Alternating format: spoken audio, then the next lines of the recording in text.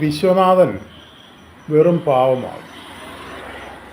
ആര് എന്ത് ചോദിച്ചാലും അത് കൊടുക്കും. അതിന് യാതൊരു മനസ്സുകേടോ മടിയോ ഇല്ല. അതുകൊണ്ടാണ് പലപ്പോഴും വിശ്വനാഥൻ്റെ ജീവിതത്തിൽ പരാജയങ്ങൾ ഉണ്ടാകുന്നത്.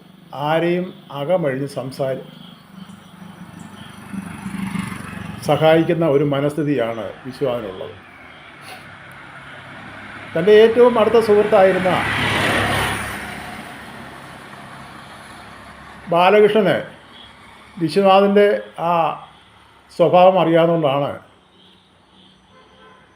കുറേ പണത്തിന് ആവശ്യം വന്നു ബാലകൃഷ്ണന്. ഒരു സ്വന്തം കമ്പനി തുടങ്ങാൻ വേണ്ടിയാണ്. അപ്പം വിശ്വനാഥനോട് പറഞ്ഞു, നമുക്ക് ഒരു കമ്പനി തുടങ്ങാം രണ്ടുപേർക്കും കൂടെ. അതുകൊണ്ട് എൻ്റെ ഈ പണമില്ല, നിൻ്റെ വീടിൻ്റെ ആധാരം പണയം വെച്ചിട്ട് നമുക്ക് ആ കമ്പനി തുടങ്ങാം, നല്ല ലാഭം കിട്ടും.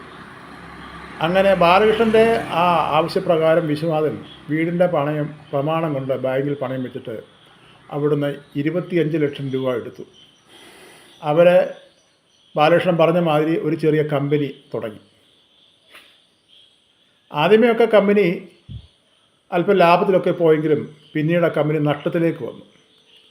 അവിടെ ഒരു 15-20 ജോലിക്കാരൊക്കെയായി. ഒടുവിൽ മാസം തോറും അവിടെ ശമ്പളം കൊടുക്കാൻ പോലും വയ്യാത്ത അവസ്ഥയിലേക്കായി. കമ്പനി അവിടെ പരാജയത്തിൻ്റെ വക്കിലേക്ക് വന്നു. വിശ്വനാഥൻ്റെ വീട് പണയം വെച്ചു. ആ ബാങ്കിൽ അതിൻ്റെ പലിശയോ മുതലോ അടയ്ക്കാൻ വയ്യാത്ത ഒരു സാഹചര്യം വന്നു. വിശ്വനാഥൻ ആകപ്പാടെ വേദനയായി, ആകപ്പാടെ ഭാരപ്പെട്ടു. എന്ത് ചെയ്യും? എൻ്റെ വീടിൻ്റെ പ്രമാണം ആധാരം പണയം വെച്ചിട്ടാണല്ലോ ഈ പ്രസ്ഥാനം തുടങ്ങിയത്. അത് പരാജയത്തിലേക്കാണ്.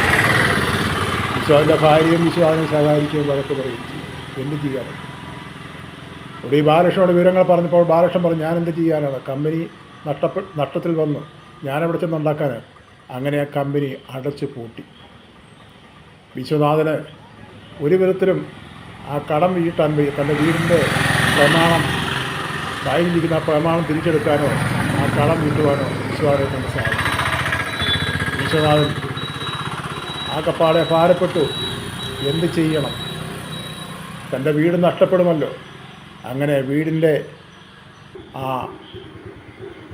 പണമടയ്ക്കാനുള്ളതായ ദിവസങ്ങൾ വരുമ്പോഴും വിശ്വനാഥൻ ആകപ്പാടെ ഭാരപ്പെട്ടു. അങ്ങനെ മാസങ്ങൾ, വർഷങ്ങൾ കഴിഞ്ഞു. എങ്ങനെ ഈ പണം അടയ്ക്കും? ഒടുവിൽ ബാങ്കിൽ നിന്ന് നോട്ടീസ് വന്നു, ഇത്രമാസം ഇത്രാം തീയതി നിങ്ങൾ പണം അടച്ചില്ലെങ്കിൽ നിങ്ങളുടെ വീട് ജപ്തി ചെയ്യുന്നതായിരിക്കും. ഈ വിവരങ്ങളൊക്കെയും ഭാര്യ വിശ്വനാഥനോട് പറയാറുണ്ട്. എന്ത് ചെയ്യും? ഒടുവിൽ ഭാര്യയും ഭർത്താവിടെ വഴക്കായി. വിശ്വനാഥൻ്റെ ഭാര്യ മക്കളെയും കൂട്ടി വിശ്വനാഥൻ്റെ ഭാര്യയുടെ വീട്ടിലേക്ക് മടങ്ങിപ്പോയി.